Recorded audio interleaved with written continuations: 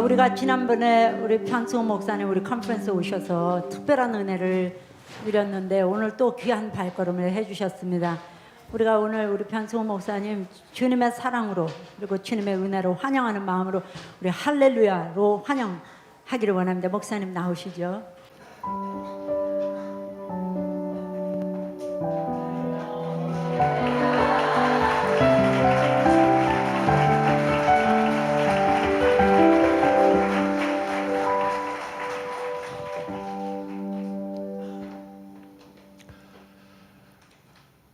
제가 저희 교회에서는 설교하는 게 편한데 다른 데 가면 설교하는 게 좀 어렵습니다. 근데 여기는 오늘 오는데 뭐 우리 교회 오는 것 같았어요.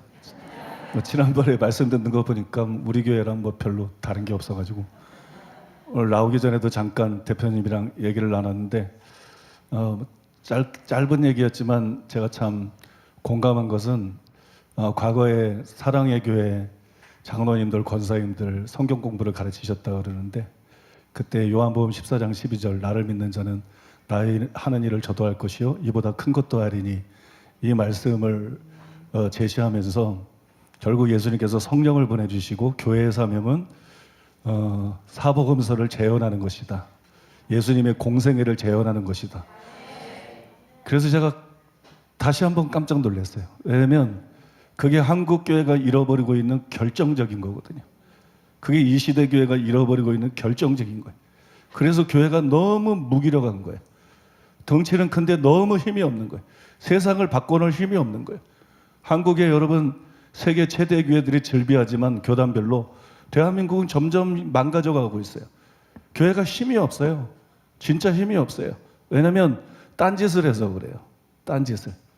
예수님이 하신 일을 하고 그보다 큰 일을 하는 게 교회의 사명인데 그 사명 잃어버리고 그냥 성경만 자꾸 지적으로 가르치고 있어가지고 교회가 머리만 컸지 몸이 안 움직여요. 힘이 없어요.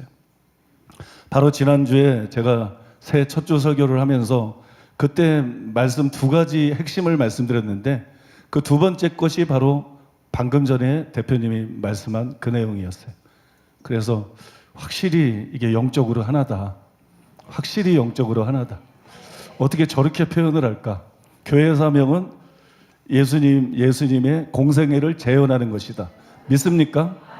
예수님의 공생애를 재현해야 될 줄로 믿습니다. 오늘은 여러분들에게 두 번째 것은 아니고 지난주에 전했던 것이 첫 번째 것이 진리에 대한 거예요. 진리. 신앙 고백과 진리의 터 위에 교회가 세워져야지. 이게 제일 중요한 것입니다. 제일 중요한 것은 교회는 반드시 신앙 고백 위에 또 교회는 반드시 에베소서 2장 20절인데 그 신약 성경의 터 위에 교리 안 돼요. 전통도 안 돼요. 뭐 철두철미하게 신약 성경, 철두철미하게 예수님 말씀, 철두철미하게 바울의 말씀, 베드로의 말씀, 요한의 말씀, 철두철미하게 성경 위에 서 있어야 교회가 진짜 건강하고 진짜 힘이 있습니다. 그것 중에서도 아주 제일 기본이 되는 것에 대해서 여러분들과 나누고자 합니다. 본문은 로마서 1장 16절입니다. 내가 복음을 부끄러워하지 아니하노니 이 복음은 모든 믿는 자에게 구원을 주시는 하나님의 능력이 됨이라. 이 본문을 가지고 말씀의 제목은 능력으로 관통되는 복음, 이런 제목으로 말씀을 전하겠습니다. 제가 시간이 없어서 기도도 생략하고 있어요. 일부러. 능력으로 관통되는 복음, 이런 제목으로 말씀을 전하겠습니다. 성경은 구속사를 다룬 책입니다. 그래서 우리가 성경에서 제일 먼저 알아야 될 것이 뭐냐면 구원론이에요. 디모데후서 3장 15절에 보면 바울이 그렇게 기록했습니다. 성경은 구원에 이르는 지혜가 있게 하느니라. 그렇게 나와 있어요. 아마 여러분들이 나는 복음에 대해서는 잘 아는데 또 구원론에 대해서는 내가 정통에 있는데 이렇게 생각하실 거예요. 그러나 정말로 그런지 제가 좀 의문입니다.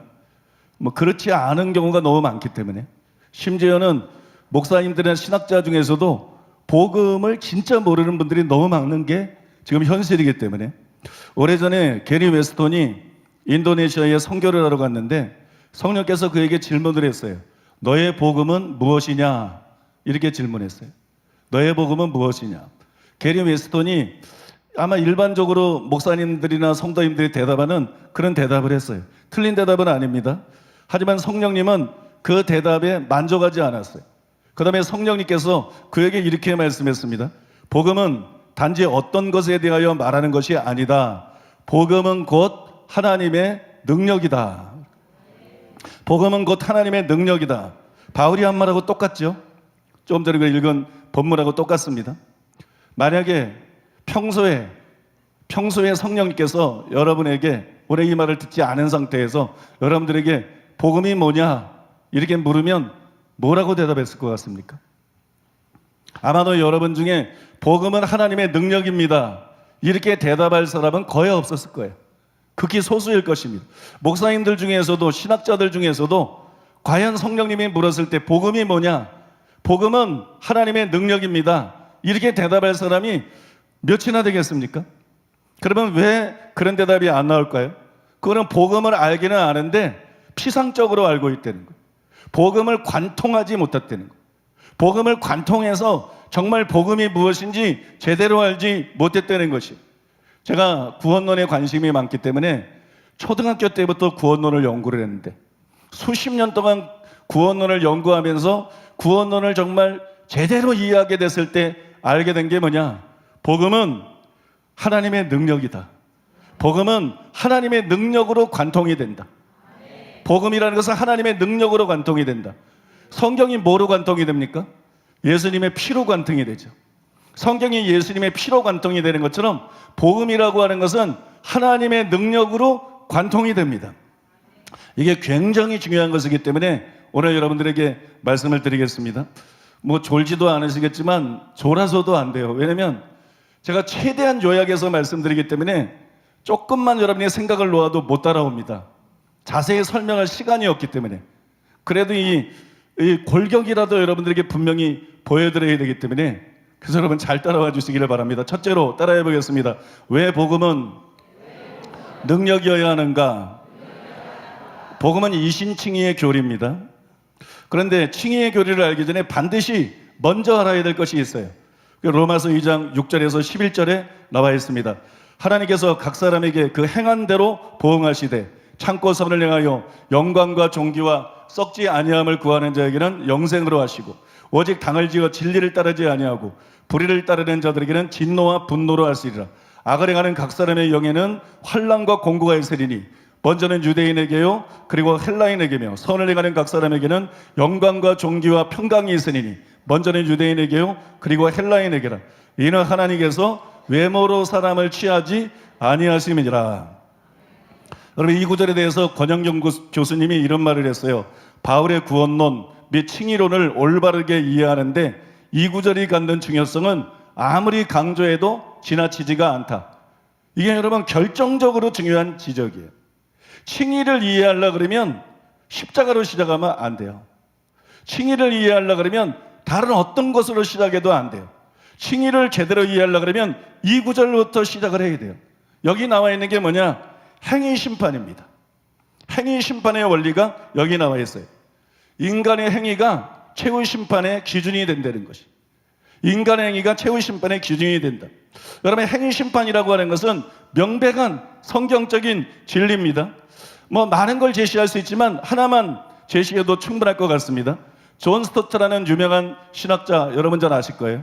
존 스토트가 행위 심판에 대해서 이렇게 말했습니다. 우리의 행위에 의해서 심판받음. 신약 성경 전체는 이것을 가르친다. 그 죄인들은 그리스도를 믿음으로 인해서만 의롭다함을 받을 수 있지만 행위에 의해 심판을 받을 것이라는 점이다. 이것은 모순된 말이 아니다. 사랑의 선한 행위만이 우리의 믿음을 보여주는 유일한 공개적 증거이기 때문이다. 예수님에 대한 우리의 믿음은 마음속에 은밀히 감추어진 것이다. 그 믿음이 진정한 것이라면 선행으로 눈에 보이게 나타날 것이다. 심판날은 공개적인 날이 될 것이므로 공개적인 증거, 즉 동정심을 보이는 행동으로 우리의 믿음의 결과를 제시할 필요가 있을 것이다. 예수님도 여러 번 이것을 가르치셨다. 인자가 아버지의 영광으로 그 천사들과 함께 오리니 그때 각 사람의 행한 대로 갚으리라. 이게 행위 심판이에요. 참고로 행위 심판과 행위 구원은 다릅니다. 행위 구원을 주장하는 것은 비성경적인 것이, 행위 구원을 주장하면 무조건 이단입니다. 율법의 행위로 구원을 받을 수 있다. 선행으로 구원받을 수 있다. 이건 무조건 100% 이단입니다. 그러나 행위 심판을 주장하는 것은 성경적인 것이고 정통 중에 정통이라는 것을 아셔야 돼요. 행위 심판을 주장하는 것은 모든 믿는 자가 아니고 진짜 믿는 자, 참된 믿음을 가진 사람만 구원을 받는다. 참된 믿음을 가진 사람만 천국에 들어간다. 이거 말씀하는 거기 때문에 이것은 여러분 성경적인 것입니다. 행위 심판은 칭의에 대한 설명의 기틀이에요. 칭의를 설명할 때 반드시 행위 심판에서 시작을 해야 돼요. 이 기초 위에서 설명하지 않으면 칭의의 교리가 망가집니다. 나아가서 행위 심판이라고 하는 것은 복음의 한 부분입니다. 여러분 복음을 너무 피상적으로 협의적으로만 보고 있어요. 행위 심판의 메시지 자체가 복음이에요. 행위 심판이라는 메시지 자체가 복음의 한 부분이에요. 로마서 2장 16절에 보면 곧 나의 복음에 이른 바와 같이 하나님이 예수 그리스도로 말미암아 사람들의 은밀한 것을 심판하는 그것이라 그랬어요. 바울이 이게 복음이라 그랬어요. 사람들의 은밀한 것을 행위를 따라 심판하는 거, 이게 여러분 복음의 한 부분이에요. 많은 사람들이 거리에서 전도하는 사람들 있죠. 예수 천당, 불신 지옥 맞는 말이에요. 맞으면서 틀린 말이에요. 그렇게 단순한 게 아니라는 거예요. 신자는 다 천국 가고 불신자는 다 지옥 가고 단순히 이런 게 아니라는 것이. 왜냐하면 복음에 나타난 심판이 행위 심판이기 때문에, 복음에 나타난 심판이 행위 심판이기 때문에 여러분 교회 안에도 지옥 갈 사람들이 너무나 많이 있다는 것입니다. 행위 심판이 여러분 복음의 일부라는 것이 생소할 수 있어요. 그러나 이것은 당연한 것입니다. 칭의가 무엇입니까? 칭의라고 하는 것은 단순히 의롭다고 해주는 게 아니에요. 칭의라고 하는 것은 더 구체적으로 말하면 심판날 하나님의 진노에서 건져주는 거예요. 심판날 하나님이 악인들의 죄에 대해서 진노하시고 그들을 지옥에 던져놓는데 심판날 하나님의 진노에서 건져주는 것, 이게 칭의예요. 그래서 데살로니가전서 1장 10절에 보면 이는 장래의 노하심에서 우리를 건지시는 예수니라 이렇게 나와 있는 거예요. 장래의 노하심에서 건져주는 것, 그것이 여러분 칭의인 것입니다. 여러분 칭의가 이런 것인데 어떻게 행위 심판을 말하지 않고 칭의를 제대로 설명할 수가 있겠는가? 칭의를 제대로 말할 수가 있겠는가? 그래서 우리가 성경을 보게 되면 사도 바울도 복음을 전할 때 먼저 행위 심판을 말했습니다. 여러분 굉장히 이게 중요하고 충격적인 거예요. 바울은 오늘날 사람들이 전하는 것처럼 그런 형식으로 복음을 전하지 않았어요. 바울은 복음을 전할 때 먼저 행위 심판을 말함으로써 사람들에게 겁을 줬어요. 사도행전 24장 24절 25절입니다. 수이리의 벨릭스가 그 안에 유대 여자 드루실라와 함께 와서 바울을 불러 그리스도 예수 믿는 도를 듣거늘. 그리스도 예수 믿는 도가 뭐예요? 복음이죠.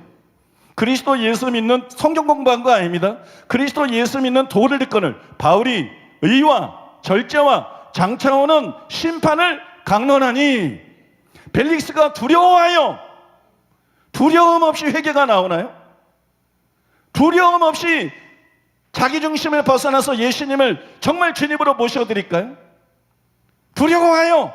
여러분 바울은 행위 심판을 필두로 해서 복음을 전했어요. 우리도 복음을 전할 때 행위 심판에 대해서 먼저 말함으로써 사람들이 죄를 깨닫게 해줘야 되는 거예요. 두려워하게 만들어야 되는 거예요.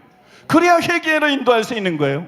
그래야 참된 믿음으로 인도할 수 있는 것입니다. 이제 여러분들이 왜 복음이 능력이어야 되는지 감을 좀 잡으셨을 거예요. 복음은 반드시 능력이래야 돼요. 능력이 아닌 거는 십자가를 말하든 부활을 말하든 뭘 말하든 복음이 아니에요. 그건 복음의 껍데기예요. 복음은 반드시 능력이래야 됩니다. 왜 복음이 반드시 능력이래야 되느냐? 사람들을 심판하시는 하나님의 심판이 행위 심판이기 때문이에요. 죄를 떠나야 되기 때문이에요. 죄를 이겨야 되기 때문에, 하나님 말씀대로 살아야 되기 때문이에요.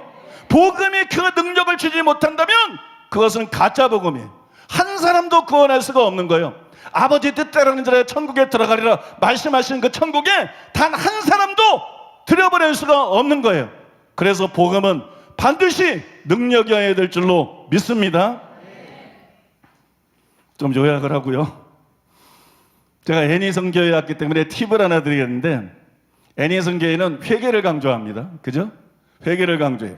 그래서 여러분들이 반드시 알아야 될 성경 구절이 세 가지인데, 마가복음 1장 15절, 사도행전 20장 21절, 11서 6장 1절입니다. 여기 보면 구원의 조건으로 회개와 믿음을 요구하고 있어요. 예수님도 바울도 초대교회 교리가 그랬어요. 기독교 도의 초보, 기본적인 교리가 그랬어요. 오직 믿음 아니었어요. 회개와 믿음이었어요. 회개하고 복음을 믿어라. 회개와 믿음이었어요. 근데 왜 오직 믿음이 이렇게 유명해졌느냐? 로마서를 보면 회개 얘기가 거의 안 나와요. 계속 믿음 얘기예요. 그냥 계속 믿음으로 구원받는 얘기. 바울 서신도 막 그래요. 그러니까 사람들이 막 성경에 나와 있어도 막 헷갈리는 거예요. 그러면 로마서가 실제로 믿음만 강조하고 있느냐? 그렇지 않아요, 여러분. 실제로는 그렇지 않습니다. 그 증거로 행위 심판을 기록한 말씀 바로 전해보면 로마서 2장 4절 5절에 보면 이렇게 나와 있습니다. 혹 내가 하나님의 인자하심이 너를 인도하여 회개하게 하심을 알지 못하여 그의 인자하심과 용납하심과 길이 참으심의 풍성함을 멸시하느냐. 다만 내 고직하 회개치 아니한 마음을 따라 진노의 날 곧 하나님의 의로우신 판단이 나타나는 그날의 진노를 내게 쌓는도다. 이 말 진노를 내게 쌓는도다. 아까 칭의가 뭐라 그랬어요? 심판날 하나님의 진노에서 우리를 건져주는 거예요. 그런데 회개하자면 어떻게 해요? 그날 하나님의 진노가 너에게 임한다 그랬어요. 그날이 너에게 심판의 날이 된다고 말했어요. 여러분 아셔야 돼요. 그러니까 회개가 없이는 칭의를 받을 수 없어요. 회개가 없이는 의롭다함을 받을 수 없어요. 반드시 회개와 믿음으로 의롭다함을 받고 회개와 믿음으로 구원을 받는 거예요. 방금 읽어드린 말씀은 무슨 뜻이냐? 문맥에 의해서 보면 하나님의 심판은 행위 심판이기 때문에 죄를 회개해야 된다. 그래야 심판을 면할 수 있다. 그런 의미입니다, 여러분. 그러니까 반드시 회개해야 되는 거예요. 그럼 우리가 궁금해집니다. 왜 로마서에는 이렇게 회개에 대한 얘기가 숨긴 것처럼 이렇게 얼핏 나오고 왜 믿음에 대한 얘기가 그렇게 많이 나오냐? 그 여러분 이유가 있어요. 왜 그러냐 그러면 바울 당시 유대인들은 회개에 대해서 반감이 없었어요. 회개를 제대로 하지는 않았는데 회개에 대해서 반감이 없었어요. 왜냐하면 구약의 모든 선지자들이 외친 메시지가 회개이기 때문에 회개하라는 것을 이상하게 여기지 않았어요. 그런데 유대인들은 믿음에 대해서는 반발이 심했어요. 율법과 반대되는 것처럼 느끼기 때문에 그들은 율법을 지킴으로 구원받는다고 착각해 왔는데 율법과 반대도 그게 율법주의잖아요. 초대교회의 대표적인 그 이단이 바로 율법주의잖아요. 바울이 여러분 율법주의하고 심각하게 싸우고 있었거든요. 그래서 바울이 로마서에서 회개에 대한 얘기는 이렇게 살짝 지나간 거예요. 더 이상 설명할 필요가 없는 거예요. 논쟁할 필요도 없는 거예요. 그러나 믿음에 대해서는 자세히 쓰고 바울 서신에 대해서도 믿음에 대해서는 자세히 기록을 한 것입니다. 그런 것이지 바울이 오직 믿음을 말한 것은 아니다. 바울은 사도행전 20장 21절에 자기 자신이 회개와 믿음을 전했다고 자기 메시지를 스스로 요약한 것처럼 회개와 믿음을 전한 것이고 그 기조가 로마서에서도 바울 서신에도 전혀 변한 것이 아니라는 것을 여러분들이 깨달으시기를 바랍니다. 이제 두 번째로 따라해 보겠습니다. 왜 율법의 행위로는 의롭다함을 받을 수가 없는가? 성경이 거듭해서 말하는 것은 율법의 행위로는 의롭다함을 받을 수 없다는 겁니다. 율법의 행위로는 구원을 받을 수 없다는 거예요. 그러면 왜 율법의 행위로는 구원을 받을 수가 없을까요? 두 가지를 생각해 볼 수 있습니다. 첫째로는 율법이 그런 목적으로 주어지지를 않았어요. 갈라디아서 3장 21절 22절에 보니까는 그러면 율법이 하나님의 약속들과 반대되는 것이냐? 결코 그럴 수 없느니라. 만일 능히 살게 하는 율법을 주셨더라면 의가 반드시 율법으로 말미암았으리라. 이 말이 여러분 아주 간단한 얘기인데요. 하나님의 약속은 여러분이 생각하는 약속이 아니라 하나님의 백성이 되게 하는 하나님의 방법을 하나님의 약속이라 그럽니다. 그게 복음입니다. 그게 구원하는 방법이에요. 근데 율법은 하나님의 약속과 반대되는 게 아니다. 율법은 하나님의 말씀과 하나님의 약속과 복음과 구원의 방법과 이렇게 여러분 싸우고 있는 게 아니에요. 거기에 대응하는 것이 아니에요. 왜? 율법은 구원의 방법이 아니기 때문에. 율법은 구원의 방법으로 주어지지 않았기 때문에 여러분 율법은 하나님의 약속과 반대되는 것이 아닙니다. 즉 율법은 구원의 방법으로 주어지지 않았어요. 그럼 율법이 왜 주어졌을까요? 여러분, 율법이 왜 주어졌을까요? 율법은 하나님의 언약 백성에게 구원의 방법으로 주은 것이 아니라 구원받은 사람의 의무로 주어진 거예요. 그러니까 우리가 이스라엘의 경우를 생각해 보면 그들이 애굽에서 6월절 어린 양의 피로 구원을 받았죠. 바울이 말한 대로 바다와 구름 가운데서 세례를 받았어요. 그러고 난 다음에 시내산에 도착했을 때 그들에게 하나님께서 율법을 주신 것이, 율법이 그들을 하나님의 백성으로 만든 게 아니라 이미 그들이 구원받은 하나님의 백성인데 시내산에 이르렀을 때 하나님의 백성이, 나의 백성인 너희들은 이방인처럼 살면 되지 않고 이렇게 살아야 된다. 그걸 준 것이 율법이라는 거예요. 그러니까 율법은 구원의 방법이 아니라 의무입니다. 그래서 율법을 지키면 율법으로 구원받는 것은 아니지만 율법을 지키면서 생활할 때 이스라엘 백성들이 하나님의 언약 관계 안에서 머무르는 것이, 하나님의 언약 관계 안에 머무르기 때문에 하나님의 백성됨의 관계가 깨지지 않기 때문에 결국 여러분 천국에 가게 되는 것입니다. 이거는 여러분 신약시대 때도 마찬가지라는 것이에요. 원리는 다 똑같은 것이에요. 물론 여러분 신약시대 때에는 구약의 율법 지키는 것하고 다르고 성령을 통해서 우리가 하나님의 말씀대로 살게 되는 것이지만 율법이 지켜진다는 의미에서는 여러분 그 구조가 똑같은 것이에요.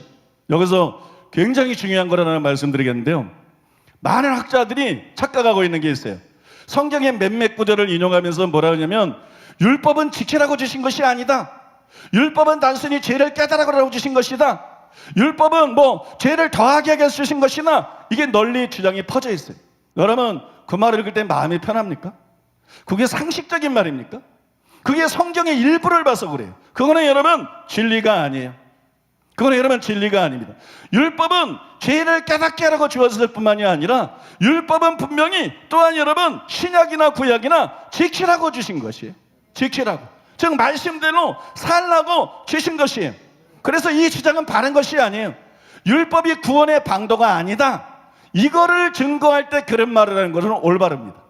율법의 행위로 의롭다함을 얻을 육체가 없기 때문에 율법은 지키라고 준 게 아니야. 너 이거 지켜서 구원받으라고 준 거 아니야. 율법은 죄를 깨달으라고 주신 것이야.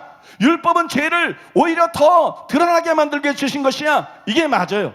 그러나 이거를 독립적으로 무조건 진리를 만들어 보면 구약의 유대인들은 뭐예요? 하나님이 율법 주시고 지키라 그랬지 그러면 지키지 못한다 그랬어요?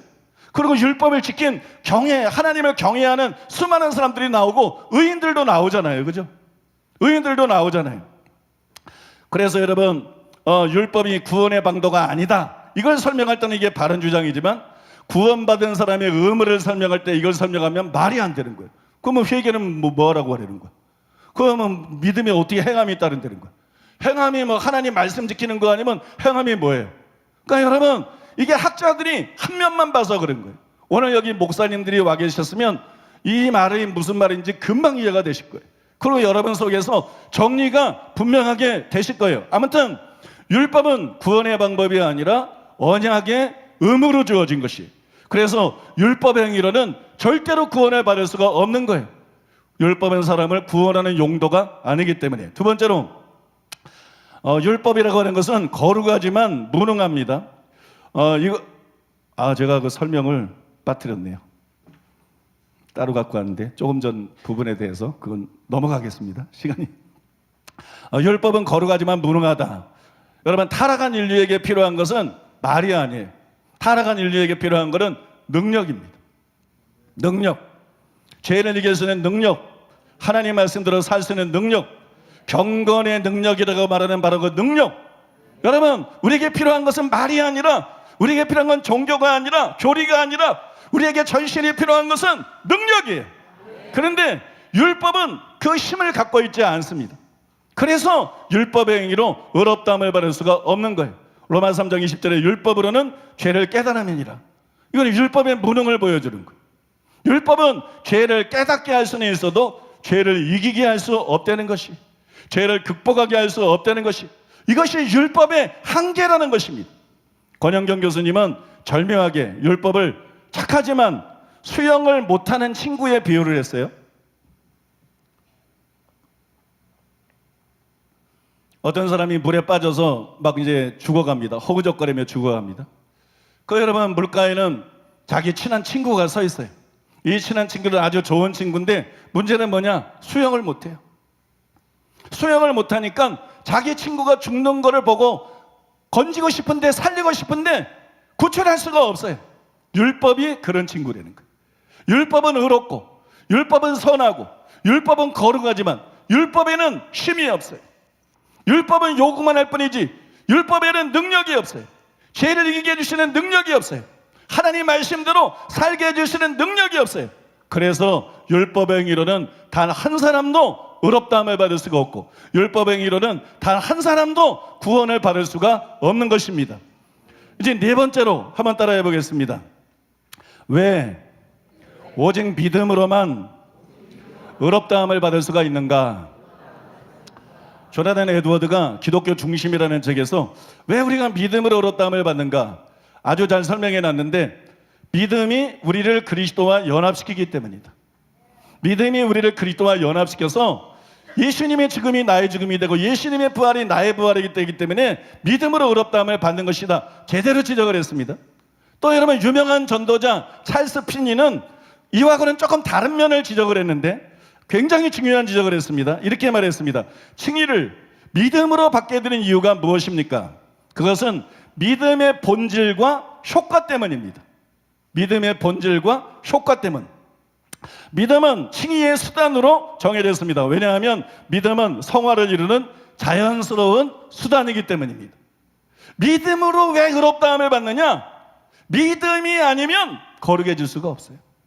믿음이 아니면 사람이 바뀌질 않아요. 믿음이 아니면 변화가 안 돼요. 그래서 여러분, 하나님께서 믿음으로 사람을 구원받도록 하신 것이, 아무 생각도 없이 믿는 사람들이 얼마나 많은지 몰라요. 교회 안에 아무 생각이 없어. 그런 사람들은 믿음을 뭐라고 생각하냐면 믿음이 단지 제사함을 주는 건지 알아요. 믿음이 단순히 우리에게 하나님 자녀가 되는 권세쯤이나 주는 건지 알아요. 물론 그런 것도 줍니다. 근데 그렇지 않아요. 단순히 그렇지 않아요. 성경에 의하면 믿음은 사람의 마음을 깨끗하게 합니다. 사도행전 15장 9절에 기록되어 있어요. 믿음은 사람을 거룩하게 합니다. 사도행전 26장 18절입니다. 믿음은 하나님께 순종하게 만듭니다. 로마서 1장 5절입니다. 믿음은 율법을 굳게 세웁니다. 로마서 3장 31절인데 이 말의 의미는 율법을 굳게 지키게 된다. 율법을 굳게 지키게 된다. 그것이에요. 그 다음에 믿음은 하나님을 기쁘게 해드리는 삶을 가능케 합니다. 히브리서 11장 5절과 6절이에요. 그 다음에 하나 더 소개하면 믿음은 요한일서 5장 4절과 5절에 보면 세상을 이기게 만듭니다. 육신의 정욕을 이기게 만든다는 거예요. 안목의 정욕을 이기게 만든다는 거예요. 이생의 자랑을 이기게 만든다는 것입니다. 그것이 여러분 믿음의 역할이에요. 난 믿으니까 죄 용서받아, 난 믿으니까 하나님의 자는 권세를 받아, 이런 것만 있는 거 아니에요. 이게 함께 오거나 아무것도 안 오거나 둘 중에 하나예요. 진짜 믿으면 그 마음이 청결해지고, 진짜 믿으면 거룩해지고, 진짜 믿으면 순종하게 되고, 진짜 믿으면 율법을 지키게 되고, 진짜 믿으면 하나님을 기쁘시게 하고, 진짜 믿으면 세상을 이기고 세상 사람들과 구별된 삶을 살게 되는 것입니다. 그러면 왜 믿으면 이런 놀라운 변화가 일어나느냐? 두 가지 이유가 있는데요. 하나는 믿음은 예수님을 인공과 구주로 모셔드리는 것이기 때문에, 믿음은 자기 주인이 바뀌는 거예요. 그러니까 삶도 바뀌는 것이. 그러면 두 번째로 왜 그러냐면 믿음은 성령을 선물로 주시기 때문입니다. 그냥 내가 믿습니다 하고 가만히 있는 게 아니에요. 내가 믿습니다, 난 예수님이 나의 주인입니다, 이제 내가 그 말씀대로 살겠습니다, 노력하는 거, 이건 세상 종교지, 이건 기독교는 그런 종교가 아니에요. 믿으면 성령이 오십니다. 믿으면 성령이 오시고 성령으로 거듭나게 되고, 믿습니까? 성령으로 하나님 말씀대로 살시게 되는 거예요. 갈라디아서 3장 2절 5절입니다. 내가 너희에게서 다만 이것을 알려하노니 너희가 성령을 받은 것이 율법의 행위로냐 혹은 듣고 믿음으로냐. 너희에게 성령을 주시고 너희 가운데서 능력을 행하시는 이의 율법의 행위에서냐 혹은 듣고 믿음에서냐. 믿음이라는 거예요. 성령을 받는 건 믿음으로 받는 거예요. 믿습니까? 우리는 성령을 통해서만 죄를 이길 수 있습니다. 우리는 성령을 통해서만 말씀대로 살 수 있습니다. 근데 율법은 성령을 주지 못해요. 율법은 어떻게 살려는 것만 그렇게 주지 성령을 주지 못해요. 근데 믿음은 성령을 줍니다. 그래서 여러분, 율법의 기로는 절대로 의롭다함 받을 수가 없고 믿음으로만 의롭다함을 받을 수가 있는 것이, 그래서 하나님께서 믿음을 구원받는 수단으로 정하신 것입니다. 이 진리는 예수님이 십자가를 왜 지셨나, 예수님이 십자가를 지신 목적을 우리가 알게 되면 더 선명해집니다. 더 확실해집니다. 갈라디아서 3장 13절 14절입니다. 그리스도께서 우리를 위하여 저주를 받은 바 되사 율법의 저주에서 우리를 속량하셨으니 기록된 바 나무에 달린 자마다 저주 아래 있는 자라 하였습니다. 이는 그리스도 예수 안에서 아브라함의 복이 이방인에게 미치게 하고 또 우리로 하여금 믿음으로 말미암아 성령의 약속을 받게 하려 함이라. 예수님이 나무에 달렸어요. 예수님이 십자가를 지셨습니다. 예수님이 십자가를 지신 이유는 여기 보니까 목적이 두 가지입니다. 먼저 예수님은 아브라함의 복을 주시기 위해서 십자가를 지셨다고 바울이 말했어요. 아브라함의 복이 이방인들에도 미치게 하기 위해서. 아브라함의 복이 뭡니까? 시간 관계상 눈으로 여러분이 8절 9절을 보시기 바랍니다. 갈라디아서 3장 8절 9절을 보면 거기 의라는 단어하고 복이라는 단어하고 같은 의미로 사용된 것을 볼 수가 있어요. 아브라함의 복은 뭐냐? 물질 축복을 말하는 것이 아니고 이 본문에서 바울이 말하고 있는 아브라함의 복은 칭의를 말하는 것입니다. 의롭다함을 말하는 것이. 예수님이 왜 십자가 지셨느냐? 복 받으라고 십자가 진 거 아니에요. 예수님이 십자가를 진 것은 칭의를 위해서, 사람들을 의롭다 하고 구원하기 위해서. 그래서 여러분 십자가를 지신 것이에요. 다음으로 예수님이 왜 십자가를 지셨느냐? 예수님은 성령을 주시기 위해서 십자가를 지신 것이에요. 그게 바울이 성령의 약속을 받게 하려 함이라 그렇게 말한 거예요. 하나님이 약속하신 성령을 저와 여러분들이 받을 수 있게 만들기 위해서, 그래서 예수님께서 십자가를 지신 것입니다. 여러분 요한복음 7장 39절도 같은 뜻이에요. 아직 영광을 예수께서 얻지 못하셨기 때문에 성령이 그들에게 계시지 않았다. 영광은 십자가의 죽음을 말하는 거예요. 예수님이 십자가에서 죽어야 성령이 우리에게 오시는 거예요. 성령이 여러분에 거할 수가 있는 거예요. 그래서 여러분 찰스 하지는 굉장히 중요한 말을 했는데, 성령께서 보내심을 받는 것은, 성령께서 보내심을 받은 것은 그리스도의 구속 역사 때문이다. 성령의 감화와 임재는 그리스도의 죽으심에 의해서 확보되는 위대한 복이다. 소리 좀 키워주면 좋겠어요. 뭐 자꾸 줄어드는 것 같기도 하고.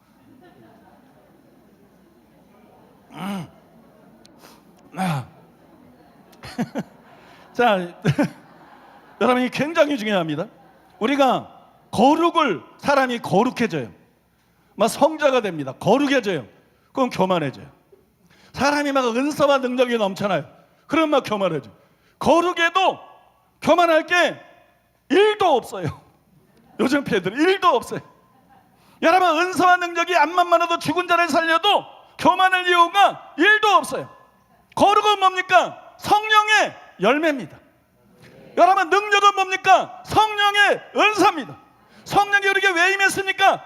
내가 단순히 기도해서 임하는 게 아니에요. 내가 무슨 자격이 있어서 임하는 게 아니에요. 예수님의 십자가 때문에 임하는 것이.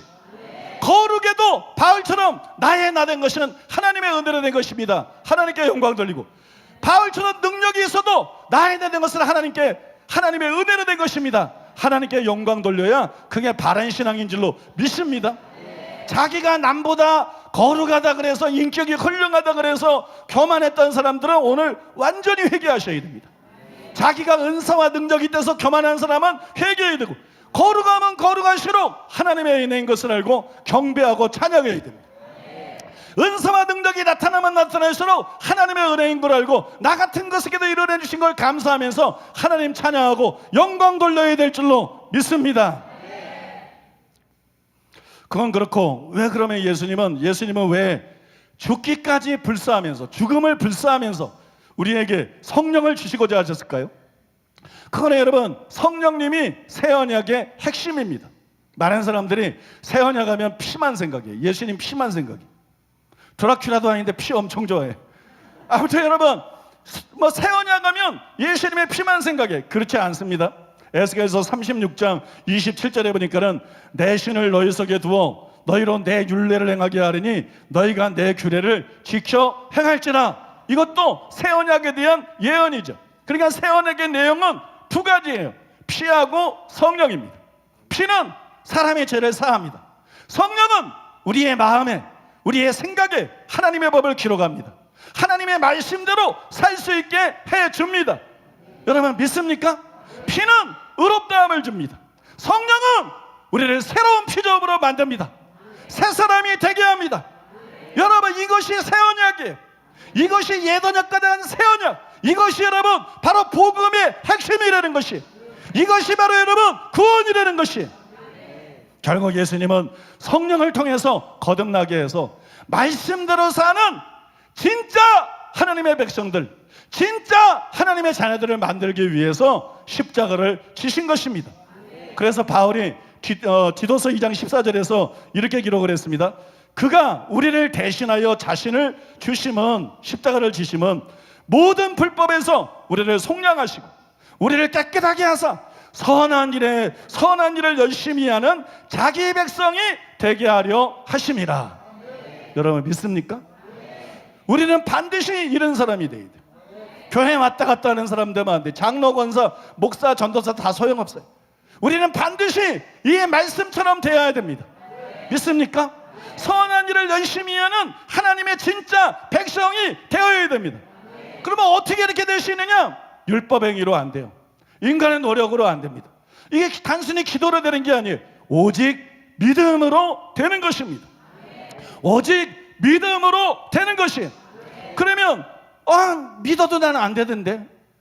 여러분이 성경대로 안 믿어서 그래. 성경이 요구하는 믿음을 갖지 않고 가르침을 제대로 받지 못해서 성경이 요구하는 믿음을 갖지 않고 어떤 종교적인 믿음을 가려서 그래. 진짜 믿음을 가지면 이렇게 변화가 됩니다. 믿습니까? 이런 사람이 될 줄로 믿습니다. 성경에서 믿음을 제일 잘 설명한 것이 어디냐? 로마서 4장입니다. 로마서 4장 17절에서 22절에 보면 믿음을 이렇게 설명합니다.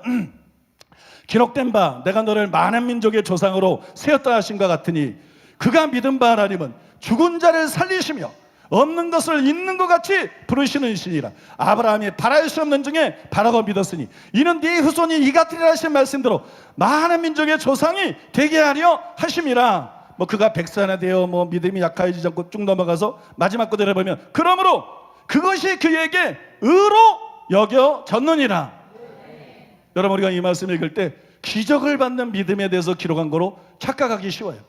근데 지금 바울이 칭의를 말하다가 갑자기 기적을 일으키는 믿음을 말하는 게 아니에요. 의롭다함을 받는 믿음에 대해서 아브라함의 믿음을 예로 들어서 지금 설명하고 있는 것입니다. 아브라함의 믿음은 의롭다함을 받는 믿음입니다. 그럼 아브라함이 뭘 믿었느냐? 하나님의 약속을 믿었어요. 로마서 4장 18절 인용은 안 하겠습니다. 하나님의 약속을 믿었어요. 하나님은 아브라함에게 나타나셔서 밤하늘의 별들을 보여주셨어요. 그 다음에 내 자손이 이와 같으리라 약속하셨습니다. 내 자손이 이와 같으리라 약속하셨어요. 아브라함은 그 약속을 굳게 믿었습니다. 그랬더니 하나님께서 창세기 15장 6절에 보니까는 그의 믿음을 의로 여겨주셨더라. 그가 의롭다함을 받았더라. 구원은 이렇게 되는 거예요. 하나님의 약속을 믿는 거예요.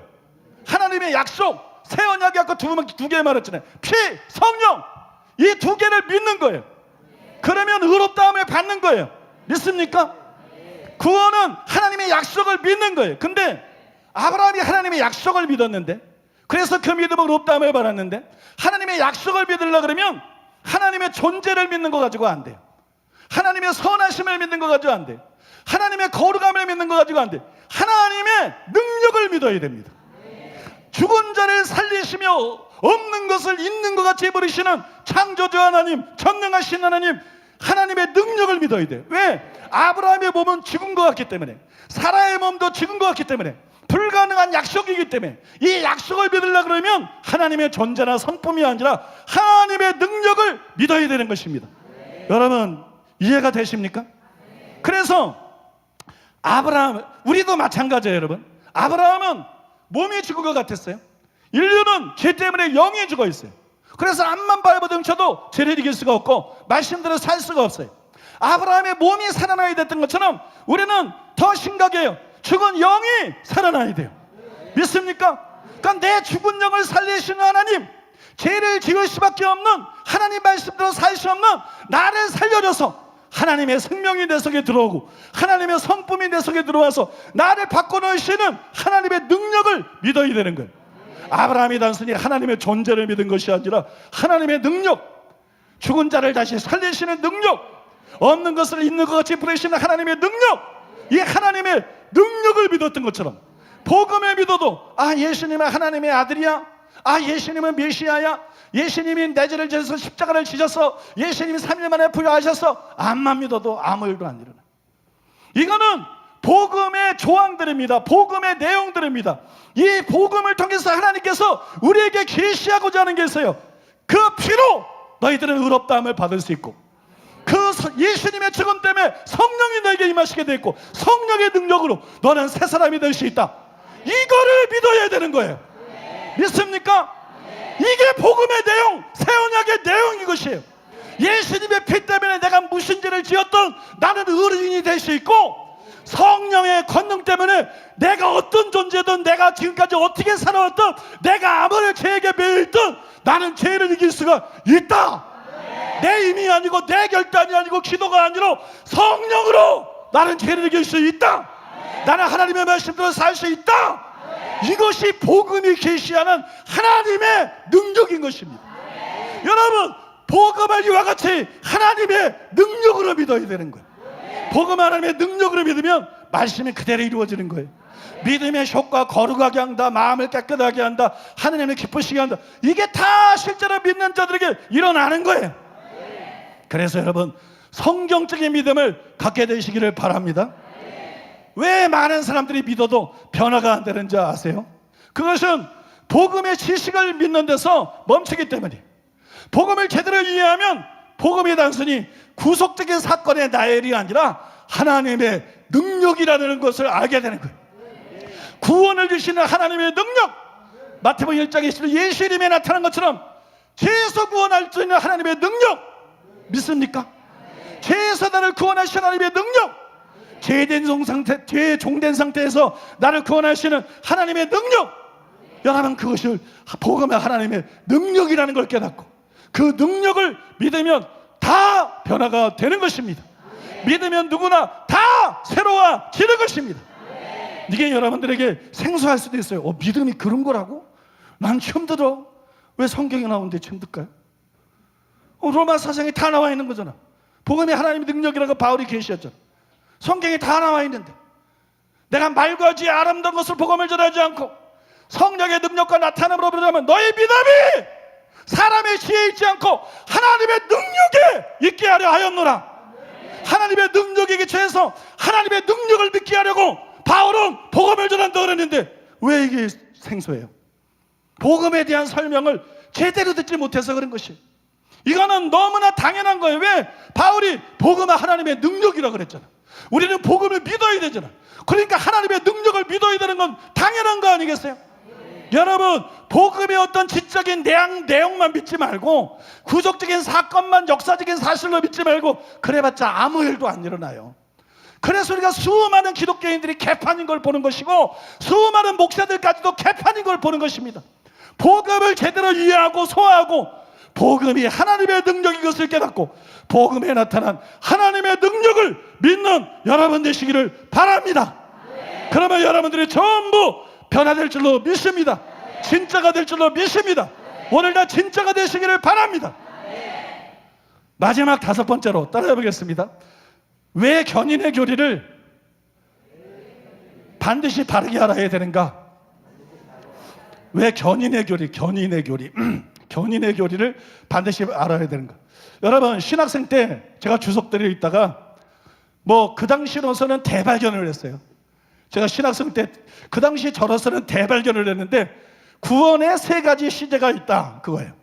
에베소 2장 8절에 보면 믿음으로 말미암아 구원을 받았으니 과거형이에요. 칭의입니다. 칭의 혹은 중생입니다. 그 다음에 빌립보서 2장 12절에 보면 너희 구원을 이루라, 현재형입니다. 이건 성화입니다. 그 다음에 디모데후서 4장 18절에 보면 천국에 들어가시도록 구원하시리니, 다 구원이라는 말을 썼는데 이거는 영화입니다. 칭의, 중생, 이것만 구원이라고 부르고 있는 거 아니에요. 성화도 성경은 구원이라고 말하고 있는 거예요. 영화도 성경은 구원이라고 말하고 있는 거예요. 구원은 마치 사다리를 오르는 것 같은 것이에요. 칭의에서 시작해서 성화, 영화로 나가는 것이에요. 천국은 그렇게 가는 것이에요. 여러분 믿습니까? 그래서 이걸 제대로 알면 여러분 칭의만 강조할 수 없는 거예요. 성화를 강조해야 되는 거예요. 회개를 강조해야 되는 거고 성화를 강조할 수밖에 없는 거예요. 그런데 5년 전에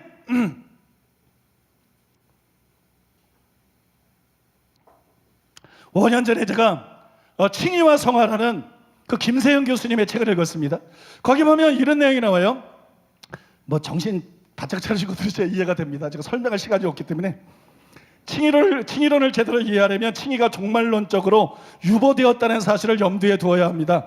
칭의론은 신약 구원론의 보편적 구조, 즉 종말론적 유보의 구조 속에서 이해해야 한다는 것입니다. 그리스도의 죽음과 부활로 구원이 이미 이루어졌습니다. 그러나 그것은 그의 재림 때 완성될 것입니다. 그러므로 우리가 그리스도를 믿음으로 구원을 벌써 받았습니다. 그러나 그것은 구원의 완성은 아직 받지 못하고 그의 재림 때에야 받게 될 것입니다. 이것이 신약 종말론의 보편적 구도입니다. 칭의론도 그 구도 속에서 이해해야 됩니다. 칭의가 다른 구원의 주제들과 마찬가지로 임의와 아직의 구도라는 거예요. 그러니까 칭의의 시작인 칭의만 칭의가 아니다. 구원의 시작인 칭의만 칭의가 아니라 구원의 완성의 영화도 칭의라는 거예요. 영화가 칭의라고? 칭의예요. 그래서 성경 어디 나와? 나와요. 성경을 똑바로 안 봤을 뿐이지.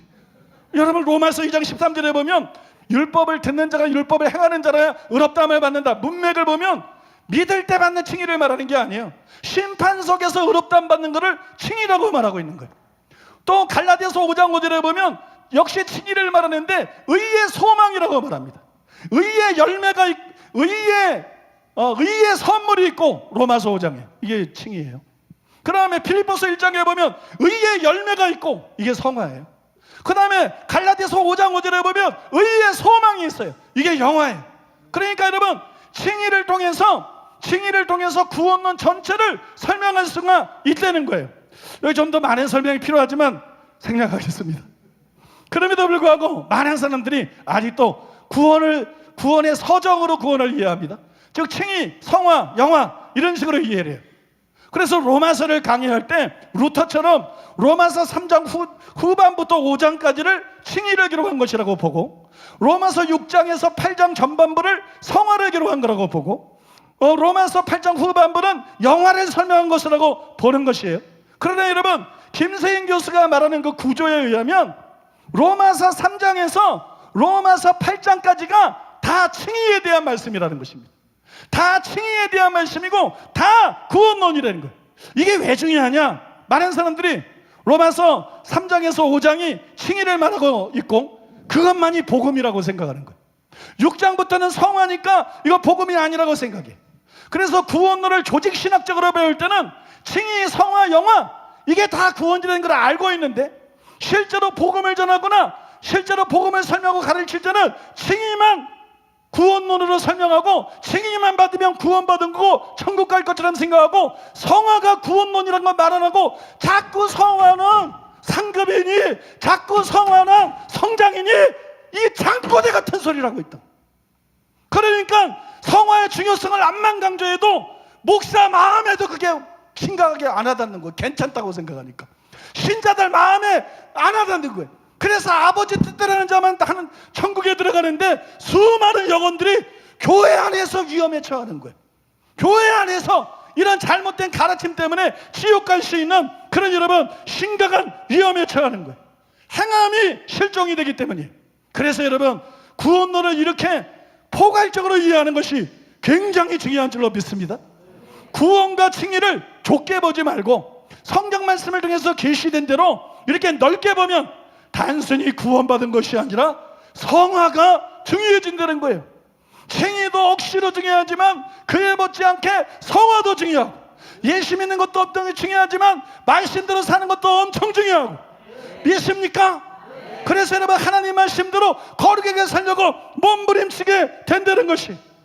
그런데 우리가 제대로 성화가 되려면 견인의 교리를 바르게 알아야 되는 거예요. 성경대로 견인의 교리를 바르게 알지 않으면 여러분 거룩에 대한 원동력을 상실하는 거예요. 여기에 대해서 김세인 교수님이 이렇게 말했어요. 한국의 진지한 그리스도인들은 성화의 필요성을 강조하지만 대사주 신자들은 은혜로만 믿음으로만 이미 의인으로 칭임받음에 자만하고 심지어 어떤 이들은 그것을 예정론과 성도의 견인론으로 뒷받침하여 구원파적 안일에 빠지기까지 합니다. 나는 구원으로 예정된 사람이고 그러기에 하나님이 최후 심판 때까지 나를 지켜주시리라. 그러니 나는 이제 어떤 경우에도 구원의 확신만 가지고 있으면 된다. 이 말은 되게 그러나 아무렇게 살아도 상관없다는 생각을 암묵적으로 내포합니다.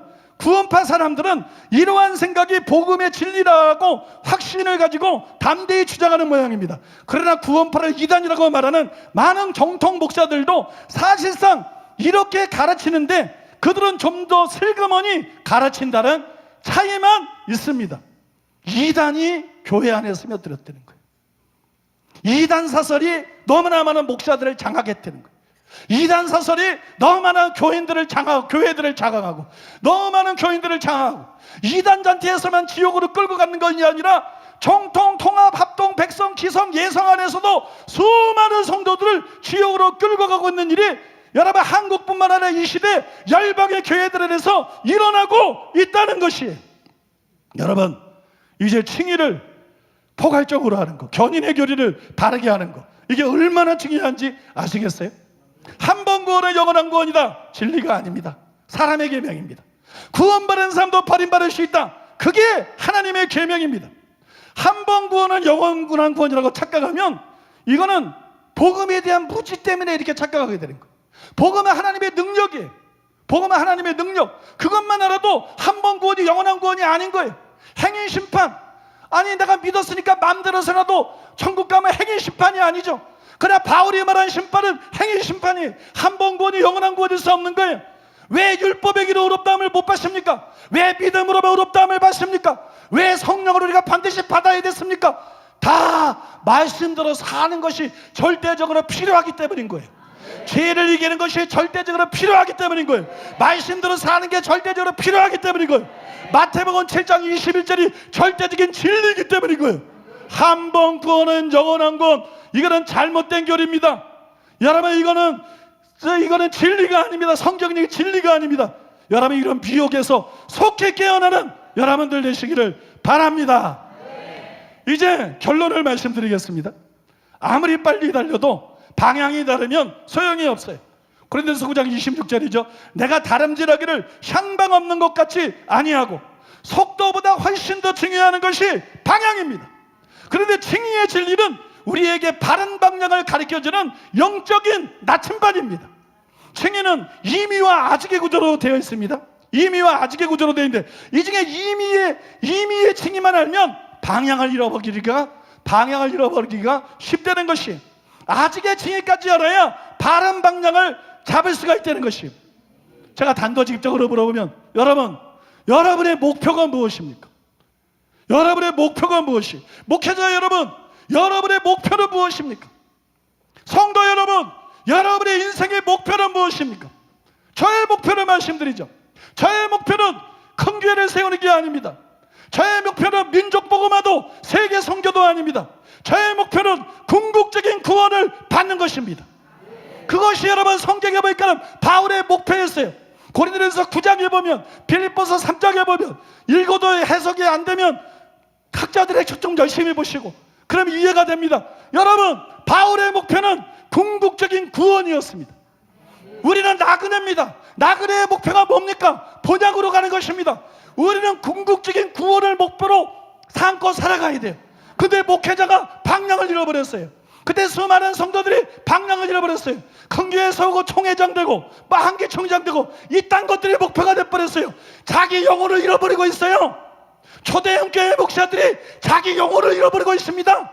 총회장들이 자기 영혼을 잃어버리고 있습니다. 장로들의 권사들의 유명한 기독교인들이 방향을 잃었어요. 자기 영혼을 잃어버렸어요. 방향을 잃어버리면 목표를 바르게 설정할 수가 없고, 목표가 바르지 않은데 난 열심히 목회, 저 위에서 뭐 열심히 하겠지. 불신자도 하니까 난 열심히 신앙생활해, 저 위에서 열심히 하겠지. 그러나 회개는 안 하고, 그러나 말씀대로 순종은 안 하고, 그러나 거룩은 추구하지 안 하고, 그러나 이기심을 버리고 정말 주님을 사랑하지는 않고 목표를 잃어버렸기 때문에 이 사람이 열심히 해도 어디에 도착할지 모른다는 거예요. 어디에 갈지 모른다는 것입니다. 지옥에 갈 수도 있다는 말을 하고 있는 것입니다. 목사들이 지옥에 갈 수도 있다는 말을 하고 있는 겁니다. 장로와 권사와 여러분이 얼마든지 지옥에 갈 수도 있다는 말을 하고 있는 겁니다. 그래서 오늘 말씀을 통해서 진리를 제대로 이해하고, 구원을 제대로 하고, 견인의 교리를 제대로 하고, 하나님의 능력으로 간통되는, 왜 바울이 복음을 하나님의 능력이라 했는가? 이 복음은 모든 믿는 자에게 구원을 주시는 하나님의 능력이다. 이건 능력이다. 이건 말이 아니다. 이건 지식이 아니다. 이건 신조나 교리가 아니다. 이건 능력이다. 이건 널 변화시키시는 능력이다. 이건 네 죽은 영을 살리시는 능력이다. 여러분, 복음 진리를 제대로 해야 바울처럼 표대를 바르게 정하는 거예요. 그래서 썩은 목사, 썩은 성도가 되는 것이 아니라 여러분 점점 거룩해지고 점점 순수해지고 천국을 놓치지 않고 온 천하를 이뤄도 자기 목숨 잃으면 무슨 소용이 있어요? 초대형 교회가 무슨 소용입니까? 돈 많이 벌고 성공이 다 무슨 소용입니까? 천국 못 받고 지옥 가면 다 무슨 소용입니까? 오늘 말씀을 통해서 여러분들이 방향을 바로잡게 되기를 축복합니다. 목표를 재설정하게 되기를 축복합니다. 여러분 천하보다 귀한 여러분 영혼들이 잃어버리지 않게 되기를 축복합니다. 여러분 모두 천국에서 만날 수 있기를 축복합니다.